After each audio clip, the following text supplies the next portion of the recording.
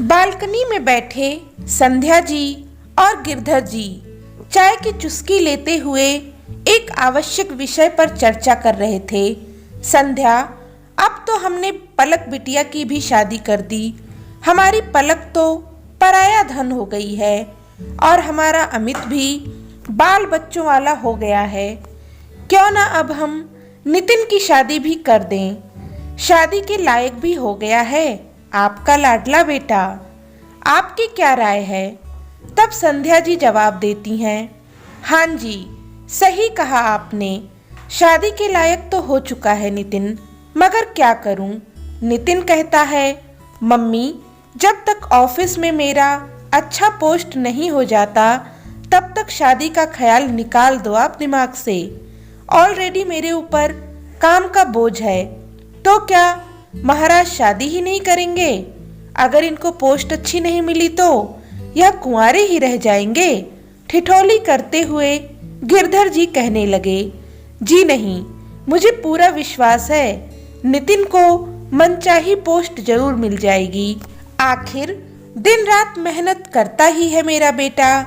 संध्या जी और गिरधर जी दो बेटे व एक बेटी के साथ सुखी परिवार के मालिक थे।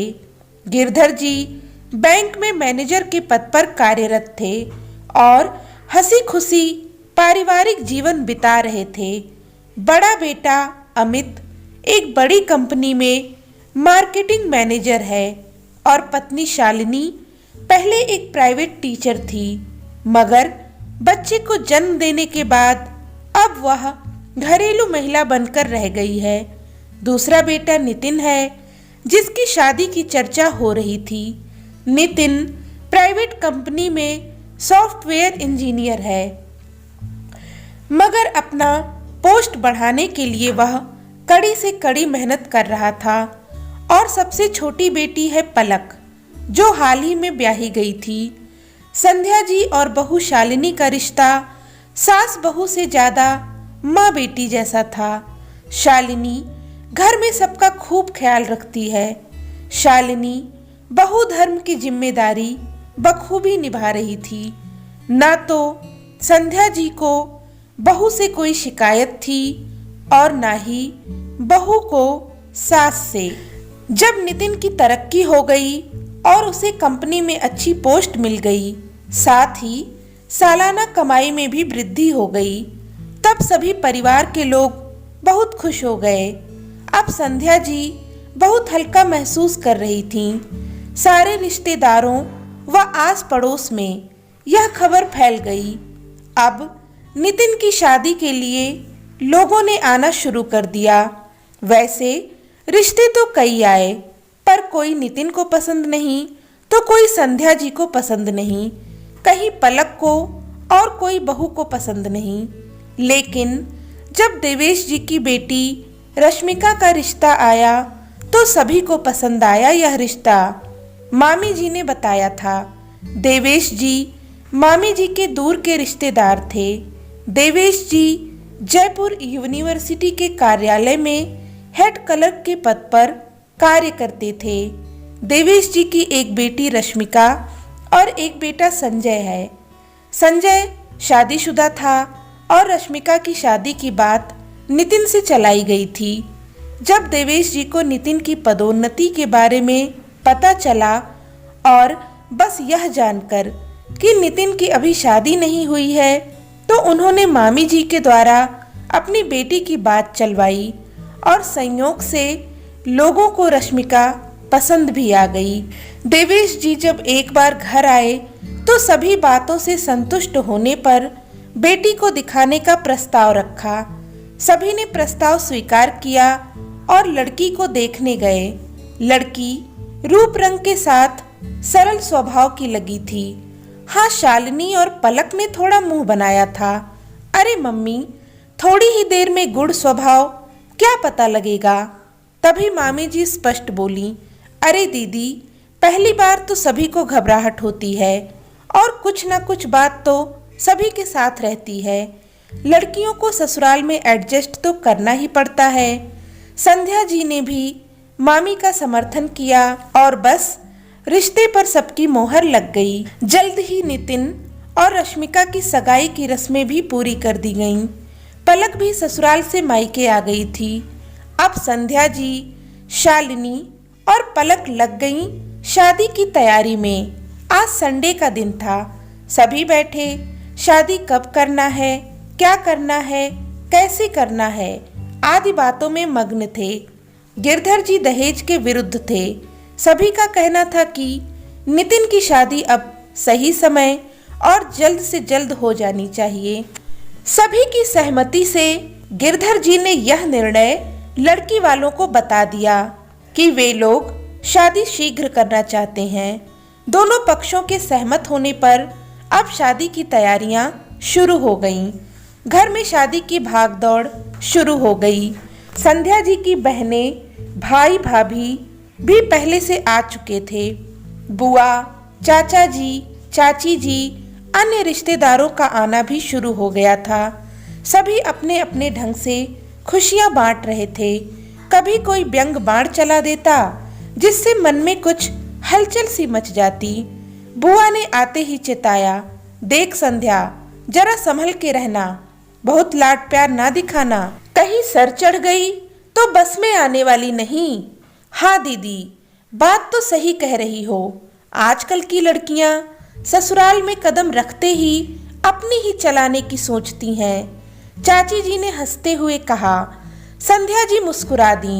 संध्या जी तो बहुत खुश थीं। एक आशा, एक आकांक्षा मन में जब तब आ जाती। बस इतनी इच्छा है, जो भी आए स्वभाव सरल हो, प्रेम व सम्मान करे, खुश रहे और सभी को खुश रखे। तभी बुआ जी बोली, अरे संध्या, क्या क्या तैयारियां हो गई हैं और क्या बाकी है? शालिनी बहू शादी की तैयारी और खरीदारी के बारे में बुआ को बताने लगी। सभी ने अपनी अपनी राय दी। सभी रिश्तेदार आ चुके थे। घर में हंसी ठहाके का गूंज था। विवाह का दिन आ गया। यह लो, अरे ये कहाँ है, अभी वह नहीं आया आदि बातों का शोर मचा था। सभी व्यस्त थे। हाल भी बहुत बड़ा बुक हुआ था। लड़की वालों के लिए हाल दूर था, इसलिए उनके सारे कार्यक्रम का प्रबंध गेस्ट हाउस में किया गया था। सभी लोग आ गए थे। लड़की वालों के यहाँ भी खूब गहमा गहमी थी। रश्मिका सहेलियों से घिरी, कभी हंसती, कभी मुस्कुराती, कभी कुछ सोचने लगती। शादीशुदा सहेलियां कभी कुछ कुछ बोल जाती।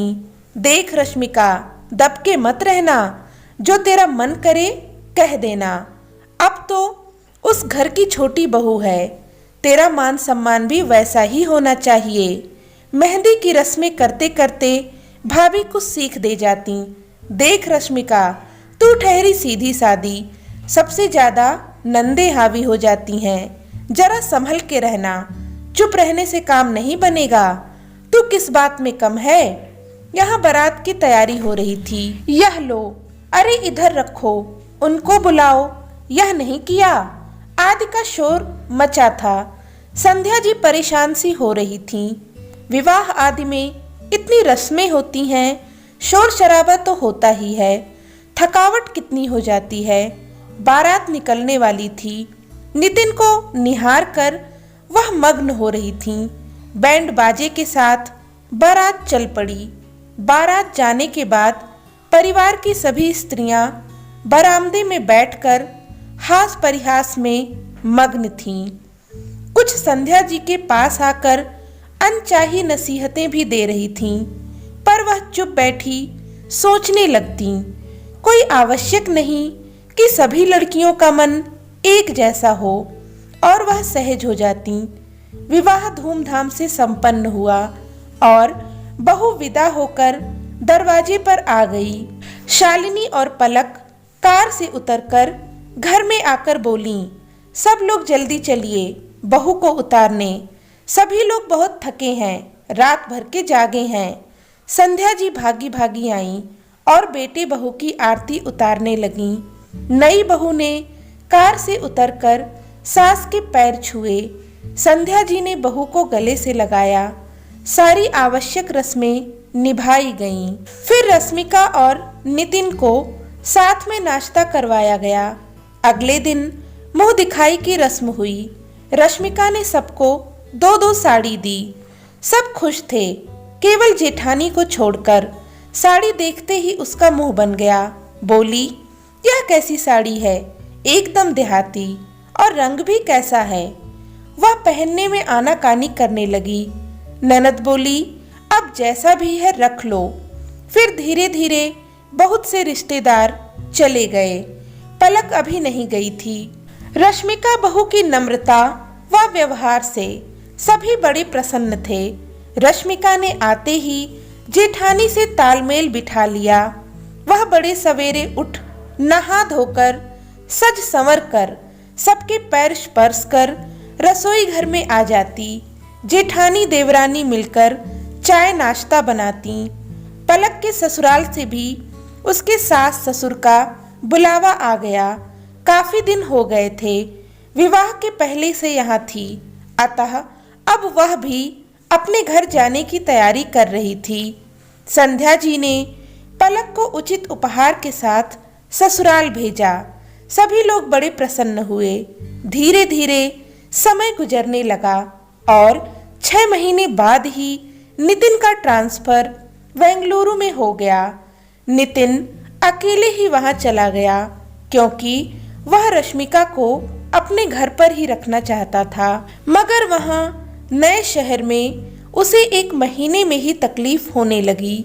इसलिए संध्या जी और गिरधर जी ने फैसला किया कि अब बहू भी वहां बेटे के संग शिफ्ट हो जाए। रश्मिका और नितिन अब साथ में वहां रहने लगे। हंसी खुशी से 1 साल कैसे गुजर गया पता ही नहीं चला। इस बीच रश्मिका की गोद भर आई। यह खुशखबरी सुनकर संध्या जी फूले न समाई।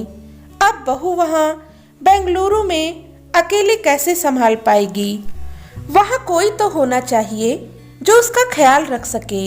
इसलिए संध्या जी बेटे बहू के पास बेंगलुरु आ गईं। मन की बेहद साफ सरल सीधी संध्या जी बहुत ही उत्साहित थीं। बहू से आते ही कह दिया, बहू अब मैं आ गई हूँ, तुम बिल्कुल बेफिक्र हो जाओ। जैसे तुम मायके में रहती थी वैसे ही आराम से रहो, मैं तुम्हारा पूरा ख्याल रखूंगी। सास के प्यार और मधुरता से भरे व्यवहार को देखकर रश्मिका खुशी से भर उठी। संध्या जी बहू से बहुत स्नेह करती, उसकी पसंद के खाने के व्यंजन बनाती, उसे जिस चीज की जरूरत होती फौरन ला देती।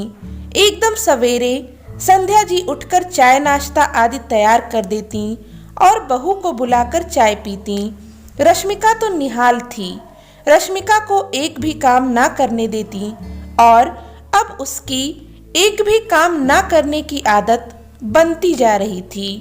उसने तो सास के बारे में क्या अनुभव सुने थे कि बहू के इस अवस्था में आते ही सास सब काम छोड़कर आराम करने लगती हैं और सारा भार बहू पर डाल देती हैं ताकि डिलीवरी साधारण तरीके से हो जाए।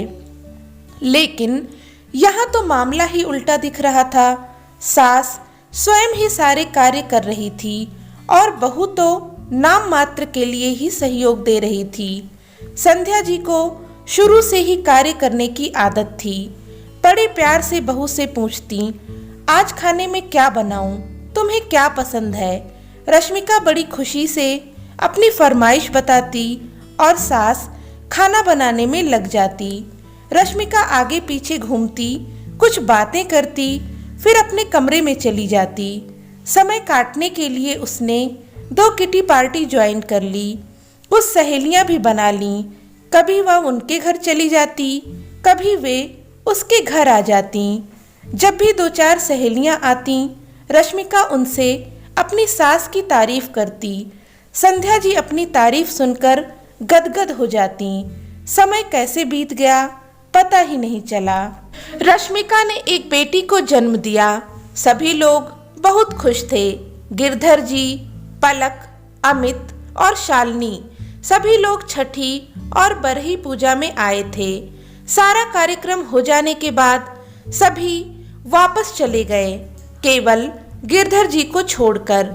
धीरे धीरे समय बीतने लगा। अब नन्ही बच्ची 6 महीने की हो गई। रश्मिका की सोच में परिवर्तन होने लगा। उसे महसूस हुआ कि बहुत सारा काम तो सासू माँ ही कर लेती हैं और अभी कोई शिकायत भी नहीं करती और ना ही उससे कुछ करने के लिए कहती हैं। तो समय काटने के लिए उसने 1-2 महिला ग्रुप भी ज्वाइन कर लिए। अब वह कभी किसी ग्रुप में मीटिंग में चली जाती, कभी किसी सहेली के साथ शॉपिंग या कभी किसी के प्रोग्राम में शामिल होने पहुंच जाती। काफी सारा वक्त वह बाहर बिताकर जब लौटती तो कई बार खाना भी बाहर ही खा कर आती। संध्या जी ज्यादा कुछ नहीं पूछती, जो वह कहती वे उसी को सच मान लेती। रश्मिका सास का संरक्षण पाकर एकदम बेफिक्र हो गई थी। अब संध्या जी को महसूस होने लगा कि रश्मिका कुछ लापरवाह सा व्यवहार करने लगी है।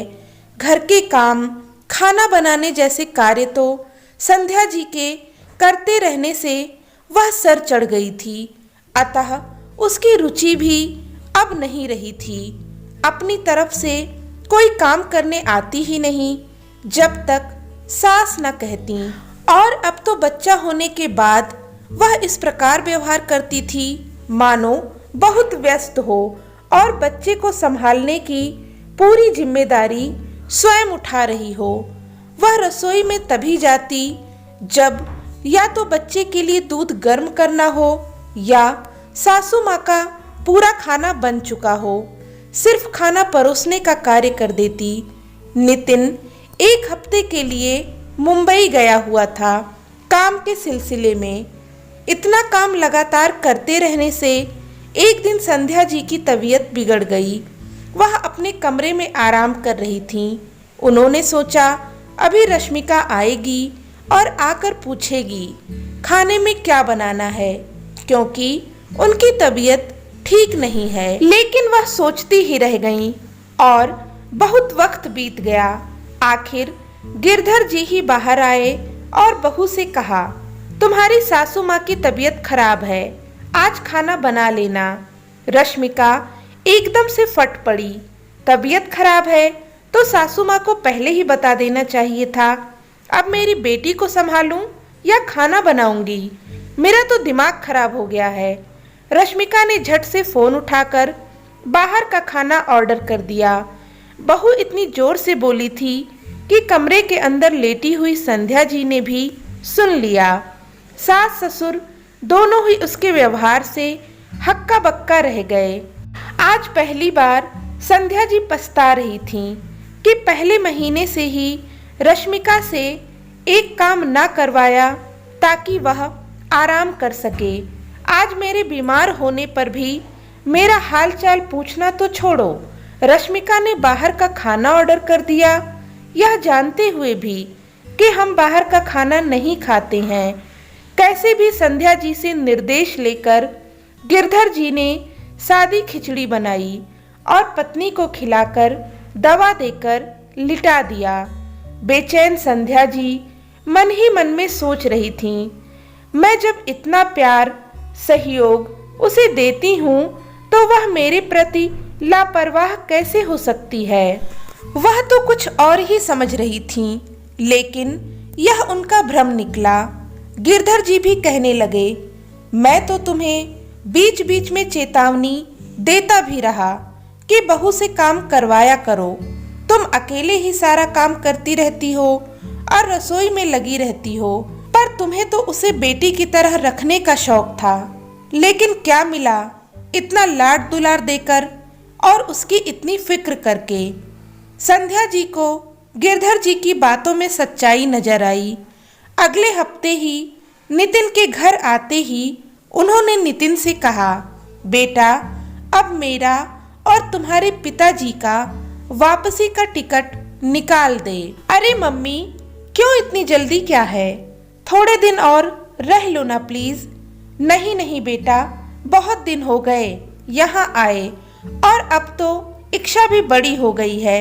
मेरा मन कर रहा है वापस जाने का, और वैसे भी मेरी बड़ी बहू को भी मेरी जरूरत है। तभी बीच में टोकते हुए रश्मिका ने कहा, अरे जाने दीजिए ना मम्मी जी को, अगर उनका बड़ा मन हो रहा है। वैसे भी अब तो इच्छा बड़ी ही हो गई है और खाना बनाने के लिए हम मेड रख लेते हैं, बाकी काम हम मिलकर कर लिया करेंगे। तभी गिरधर जी कहने लगे, वाह बहू, बात अपने पर आई तो मेड रखने की बात करने लगी।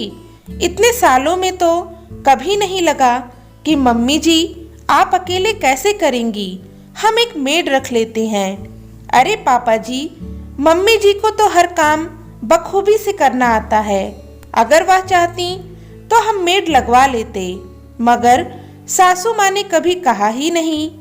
रश्मिका ने अपनी बातों को बड़े ढंग से कहा, जिससे घर का माहौल खराब भी ना हुआ और बात आगे भी ना बढ़ी। खैर, संध्या जी और गिरधर जी कुछ दिनों बाद वापस अपने घर लौट आए। यहाँ संध्या जी जिम्मेदारियों से मुक्त थीं और उन्होंने आगे से ठान लिया कि वह अब सास बनकर ही रहेंगी। माँ बनने की कोशिश में बहुत दुख झेल चुकी हैं। तो दोस्तों, आज की यह कहानी आपको कैसी लगी? उम्मीद करती हूँ कि आज की यह कहानी आपको पसंद आई होगी। अगर आपको अच्छी लगी तो प्लीज़ इसे लाइक करें, अपने परिवार और दोस्तों के साथ में शेयर करें और चैनल को सब्सक्राइब करना ना भूलें। धन्यवाद।